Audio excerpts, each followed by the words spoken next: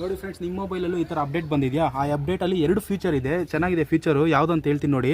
So ನಿಮ್ಮ ಒಂದು dialler ಕಾಲ್ pad ಇದೆಯಲ್ಲ, ಅದನ್ನು ಕ್ಲಿಕ್ ಮಾಡ್ಕೊಳ್ಳಿ. ಇಲ್ಲಿ 3 ಲೈನ್ಸ್ ಇದೆಯಲ್ಲ, 3 ಲೈನ್ಸ್ ಮೇಲೆ ಕ್ಲಿಕ್ ಮಾಡಿ.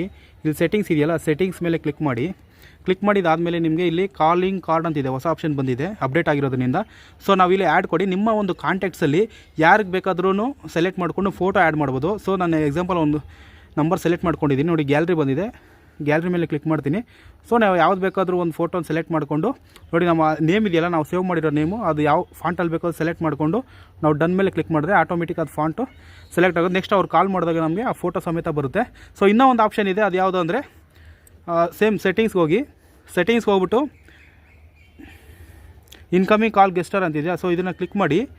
ಇದು ಕ್ಲಿಕ್ ಮಾಡಿ ಸಿಂಗಲ್ ಟ್ಯಾಪ್ ಅಂತಿದೆ ನೋಡಿ, ಆ ಸಿಂಗಲ್ ಟ್ಯಾಪ್ನ ನೀವು ಆಪ್ಷನ್ ಸೆಲೆಕ್ಟ್ ಮಾಡ್ಕೊಂಡಿದ್ದೀರಾ ಅಂದರೆ, ಸೊ ನಿಮ್ಗೆ ಕಾಲ್ ಮಾಡಿದಾಗ ನೋಡಿ ಈ ಥರ ಸಿಂಗಲ್ ಡಿಜಿಟ್ ಸುಮ್ಮನೆ ಟ್ಯಾಪ್ ಹಿಂಗೆ ಜಸ್ಟ್ ಕ್ಲಿಕ್ ಮಾಡಿದ್ರೆ ಸಾಕು ರಿಸೀವ್ ಆಗುತ್ತೆ. ಸೊ ಇಷ್ಟ ಆಗಿದ್ರೆ ಈ ಒಂದು ಅಪ್ಡೇಟು ಲೈಕ್ ಮಾಡಿ, ಹಾಗೆ ಫಾಲೋ ಮಾಡ್ಕೊಳ್ಳಿ. ಯೂಟ್ಯೂಬಲ್ಲಿ ನೋಡ್ತಾ ಇರೋರು ಸಬ್ಸ್ಕ್ರೈಬ್ ಮಾಡ್ಕೊಳ್ಳಿ. ಜೈ ಹಿಂದ್, ವಂದೇ ಮಾತರಂ.